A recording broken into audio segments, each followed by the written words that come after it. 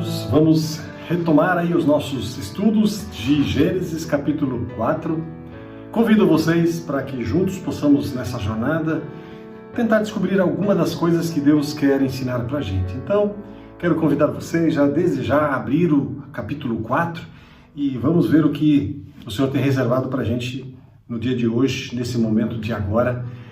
Eu creio assim firmemente que cada vez que nós abrimos a Bíblia, cada vez que nós abrimos essa palavra poderosa, nós temos uma oportunidade de receber algo que Deus quer dar. Deus está desejoso de derramar sobre nós a sua presença, o seu amor, a sua graça, a sua vida, o seu perdão. Ele quer derramar sobre nós muitas e muitas bênçãos. E eu creio sim que muitas vezes nós não recebemos porque quando nós abrimos a Bíblia para lê-la, nós a lemos por uma questão de rotina, por uma questão de prática costumeira, e isso significa o quê? Significa que o meu espírito ele não está comprometido em ouvir a voz do Senhor. Mas nesse momento eu quero desafiar a você, a mim, para que nós possamos juntos ouvir essa voz poderosa. A voz que transforma, a voz que cura, a voz que liberta, a voz que traz restauração, que traz quebrantamento e que traz alegria ao coração. Então, convido que a gente possa, antes de então lermos a palavra, que a gente possa ter um momento de oração, tá bom? Convido você para, junto comigo, fechar os olhos e falar com o nosso Deus. Pai querido, abençoe esse momento, Senhor.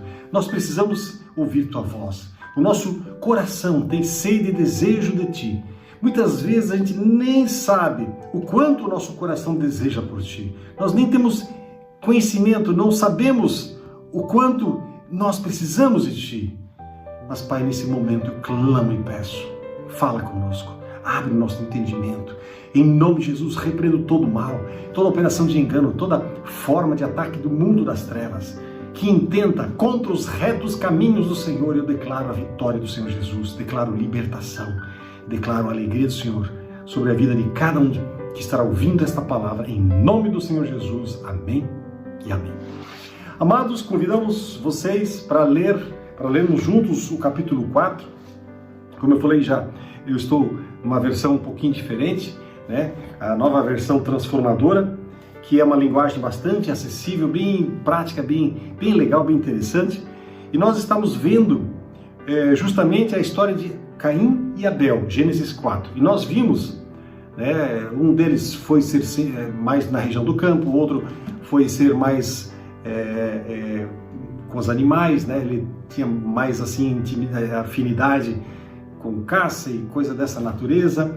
E aí nós vimos também que chega um momento em que eles queriam ofertar, fazer algo para Deus, né? Uma adoração. Aliás, o primeiro ato de adoração registrado na Bíblia. Então, os dois vêm perante Deus, né? Perante algum altar, na verdade era que eles chamavam de minhá, né? Era não havia assim um altar, eles ofertavam, não se sabe exatamente como, mas eles ofertavam alguma coisa para Deus. E aí nós vimos que Deus se agrada daquilo que Abel faz, mas não se agrada daquilo que Caim faz. E aí então, a Bíblia ela não deixa assim com muita clareza exatamente o porquê disso, mas em Hebreus capítulo 11 nós vimos que Abel ele oferece um sacrifício muito maior, muito mais pleno do que aquilo que Caim fez. Ou seja, ele deu testemunho da sua própria vida, né, através do sacrifício que ele ofertou para Deus. E Abel era um homem de fé, e ele veio então perante o Senhor com um espírito correto, com um espírito adequado, de maneira que agradou a Deus. Que aí nós comentamos inclusive que nós precisamos, eu e você, nós precisamos chegar perante Deus exatamente assim, com um espírito que realmente o agrade, e não fazer as coisas por fazer, não fazer as coisas por obrigação, não fazer as coisas não de qualquer jeito, não. Nós precisamos chegar perante Deus e ofertar o nosso melhor para Ele, a qualquer instante, a qualquer momento de nossas vidas. Isso diz respeito ao meu trabalho, à minha casa, ao meu estudo, inclusive ao meu tempo. Eu preciso, por exemplo, dar um tempo para Deus, tempo de buscar a presença dEle, de adorar ao Senhor, de falar com Ele. É aquele momento de meditação, momento em que nós temos uma intimidade com Deus, que nós podemos criar, né? Nós podemos desenvolver essa intimidade com Ele. Se nós não tivermos isso, que tipo de cristianismo nós estamos levando? Que tipo de vida com Ele nós estamos levando? Certamente uma farsa, certamente uma mentira. Por quê? Porque não existe busca por Ele. Então, meu amado, se essa tem sido a realidade da nossa vida, nós precisamos parar e pensar, ver o que está errado, o que está acontecendo e clamar e pedir: Senhor, eu quero viver uma vida que te agrade, eu quero adorar o teu nome. Aí então nós vimos também que Abel, então ele faz o sacrifício que agrada a Deus, ou seja, ele coloca diante do Senhor aquilo que está no seu coração. E aí nós vamos ler então a partir do final do versículo 4, né, e 5 em diante. E ali diz assim, ó: o Senhor aceitou a Abel e sua oferta. Ou seja, ele aceitou a Abel e a sua oferta, ele aceitou os dois, a vinda dos dois. Mas, quanto a Caim, né, não aceitou a Caim e a sua oferta. Caim se enfureceu e ficou transtornado. Versículo, daí em diante, no versículo 6, diz assim: por que você está tão furioso? O Senhor perguntou para Caim: por que está tão transtornado? Se você fizer o que é certo, será aceito, mas se não o fizer, tome cuidado. O pecado está à porta, à sua espera, e deseja controlá-lo, mas é você quem deve dominá-lo. Caim sugeriu ao seu irmão: vamos ao campo. E enquanto estavam lá, Caim atacou seu irmão Abel e o matou. Então vamos dar uma olhadinha em algumas coisas muito interessantes nessa passagem aqui, que nos quer ensinar algumas coisas. Primeiro, o que nós percebemos a respeito de Caim? Depois que Caim entendeu que Deus não aceitou a oferta dele, nem a vida dele, ele faz o quê? Ele começa a se remoer, começa a cultivar, né? Começa a engodar dentro do seu coração uma ira. Em vez de ele seguir o caminho do perdão, do arrependimento e do perdão, ele segue o caminho da ira, da rebelião. E aí essa ira produz o quê? Fúria. Vemos aqui o quê? Um espírito orgulhoso, um orgulho ferido. O orgulho ferido, ele caminha junto com a inveja. E a inveja, começa a brotar aqui um espírito de vingança. Esses vão dar o quê? Luz a um ódio consumidor, a uma violência. E aí está perfeito, né? Está desenhado o plano para o homicídio. E aí Deus chega para Caim e diz assim para ele: Caim, o negócio é o seguinte, né? O teu semblante está descaído, como dizem algumas traduções, mas se você corrigir isso, você será aceito. Se você buscar, né, emendar e buscar a minha presença, se arrepender dos seus pecados, você será aceito. Né? Então, Deus aqui, uma das palavras que ele usa no hebraico, algumas traduções falam em levantar, né? No versículo 7, levantar, no sentido assim da ideia do quê? De perdão. O que nós estamos vendo aqui, gente? Olha só que coisa! Um Deus misericordioso se manifestando aqui, chegando para Caim e dizendo para ele: o negócio é o seguinte, Caim, volta, te arrepende. Tu não precisa viver essa vida, né, de remorso, de ira, de tantas outras coisas. E aí Deus diz assim para ele: o pecado jaz à porta, o pecado está à sua porta. E aqui eu vejo uma outra coisa muito interessante. Se você parou para prestar bem atenção, né, Deus aqui coloca para Caim a responsabilidade da mudança da sua atitude.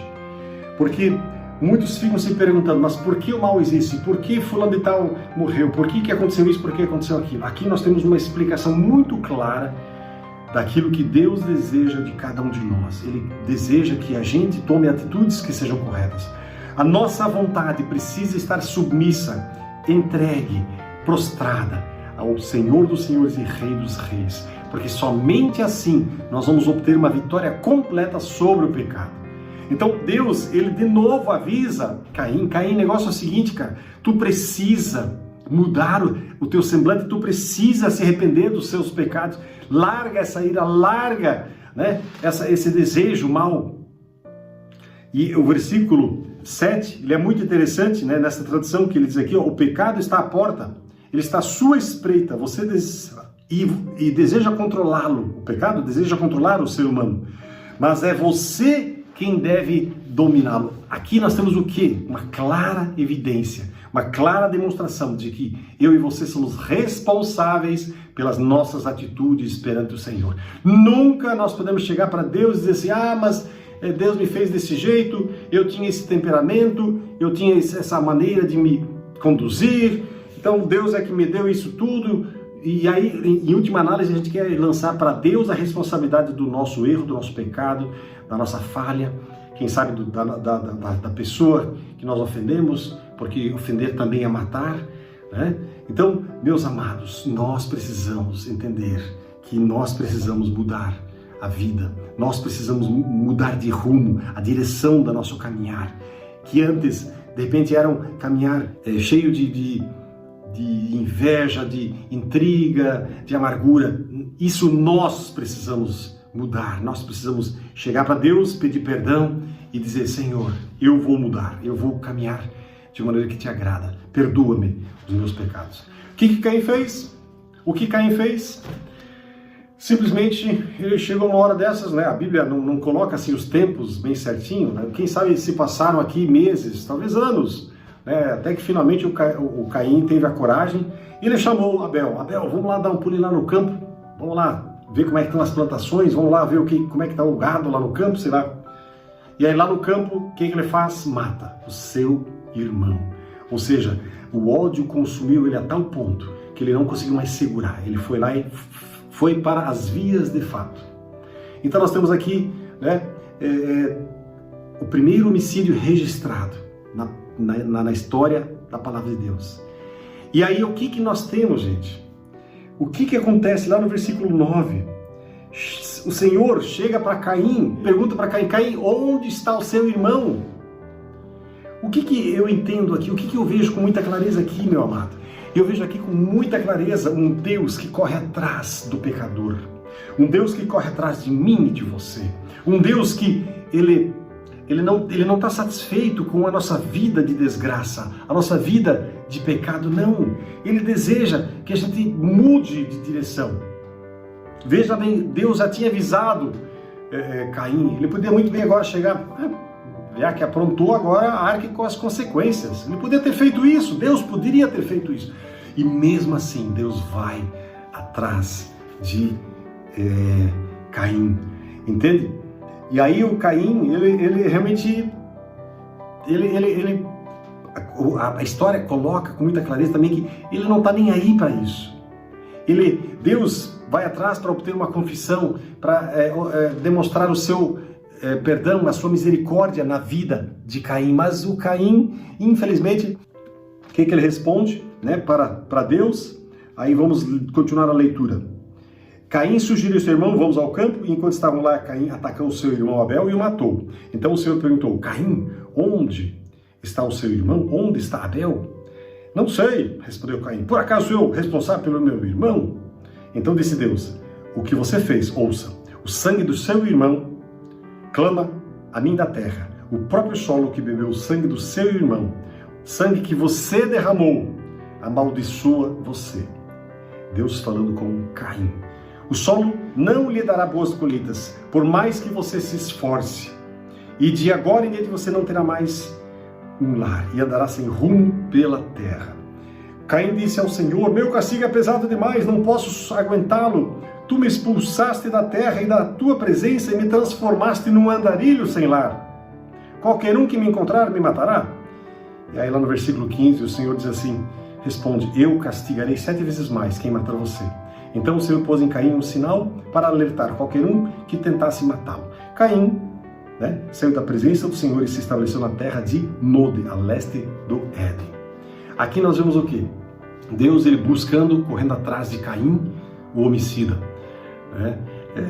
O autor de Hebreus, lá em Hebreus capítulo 12, 24, fala, né, que o sangue de Abel, ele compara ao sangue da aspersão, tá certo? Ou seja, ele é um sangue puro, inocente que foi derramado. E aí o sujeito aqui, o Caim, ele recebe um castigo de Deus, porque Deus sabe todas as coisas. Deus, ele sabe muito bem o que ele fez, o que não fez, mas ele chega e pergunta para Caim: o que você fez? O que aconteceu? Deus não precisaria perguntar nada disso. Mas qual é a intenção dele, gente? Quando Deus vem e nos pergunta o que você fez, é porque ele quer que a gente entenda o erro e o pecado que a gente cometeu. Aí o sujeito, arrogantemente, de uma maneira assim desafiadora, chega para Deus: por acaso o senhor tutor do meu irmão? Em algumas traduções fala assim. Ou seja, o cara afrontosamente chega e responde para Deus. Que absurdo a criatura responder para Deus. E não é o que hoje acontece, não é o que hoje muitas pessoas fazem. Talvez não diretamente, mas esse Deus aí, o que ele quer de mim? Para com isso. Muitos duvidam que ele exista. Mas Deus chega para Caim e diz assim: olha, o negócio é o seguinte, eu sei o que você fez, e por isso a partir de hoje você vai ser um andarilho, você vai ser um errante nas terras, ele se torna um beduíno, tá certo? Você será um fugitivo, as colheitas suas, eles não serão produtivas, tá certo? E aí ele enumera uma lista de castigos que Deus coloca para Caim. E o interessante de tudo isso, né? Caim, a vida dele foi poupada, mas mesmo assim, Caim, aqui, ele não se arrepende do seu pecado, tá certo? Não, muito pelo contrário. O Caim chega lá no versículo 13 e fala do meu castigo. Lá no castigo, deixa eu ver aqui, ó. No 13 ele fala: meu castigo é pesado demais. Esse castigo aqui, né, é uma palavra hebraica que significa iniquidade, mas também tem contém um pensamento das consequências do pecado. Ou seja, Caim está mais preocupado com as consequências do pecado dele, tá, do que do pecado propriamente em si. Eu lembro daqui da história, né, de Judas, que traiu Jesus, quando a Bíblia diz que ele estava cheio do remorso, não de arrependimento. Aliás, o remorso não produz vida, ele produz morte. Judas foi lá e se matou. E aqui também nós vemos a mesma coisa acontecendo, porque Caim não se mata, mas ele simplesmente sai da presença de Deus. Aliás, antes disso, né, porque ele acha que, não, esse castigo é demais para mim, o que eu vou fazer? Os caras vão me matar? Aí Deus diz: não, eu vou colocar um sinal em você. Era um sinal, né, que muito mais tinha a ver com um indicativo de propriedade. Não que aquele sinal fosse um sinal que proibia as pessoas de matá-lo, mas era um indicativo de que essa pessoa era a propriedade do Senhor. Ou seja, Caim continuava sendo propriedade do Senhor. Ele continuava estendendo a sua mão, o seu manto sobre ele, apesar de ele nem querer saber de Deus. Que coisa impressionante! Que Deus é esse, meu amado? Que Deus é esse que vai atrás da gente, né? Mesmo que a gente não queira, mesmo que a gente não mereça. É claro que nós vamos precisar um dia tomar uma decisão, porque se nós insistirmos em não querer, nós vamos herdar a eternidade longe de Deus, e Deus não quer isso. Deus continua nos chamando, continua nos dando chance, e é hora de eu e você voltarmos a nossa vida para Ele. Amém? Que essa palavra, ela produza em mim e em você um senso de arrependimento muito forte, e que nós possamos assim clamar o sangue de Jesus sobre nós, para que esse sangue nos limpe, nos lave e nos purifique, e que nós não tenhamos o fim que teve Caim, mas que nós tenhamos o fim que o Senhor deseja para nós, um fim de alegria, de prosperidade, de uma vida em paz com Ele. Pai querido, abençoa a vida de cada um que está ouvindo essa palavra. Abençoa, Senhor, conduza, dirija, e Senhor, que essa palavra, Senhor, toque os nossos corações de tal jeito, Pai, que produza em nós um desejo e uma necessidade de realmente viver para Ti, para Te agradar, Senhor. Não permita que andemos por caminhos que produzem morte, mas, Senhor, guia-nos para caminhos de eternidade, de vida e de paz. Repreendo mais uma vez todo mal, toda operação do mundo das trevas. Ordeno que Satanás se retire e saia de cada vida, de cada coração que está ouvindo esta palavra, e declaro vitória, cura e libertação sobre estas vidas em nome de Jesus. Amém. e amém. Que Deus abençoe vocês, né? Fiquem na graça e na poderosa paz desse amado Jesus.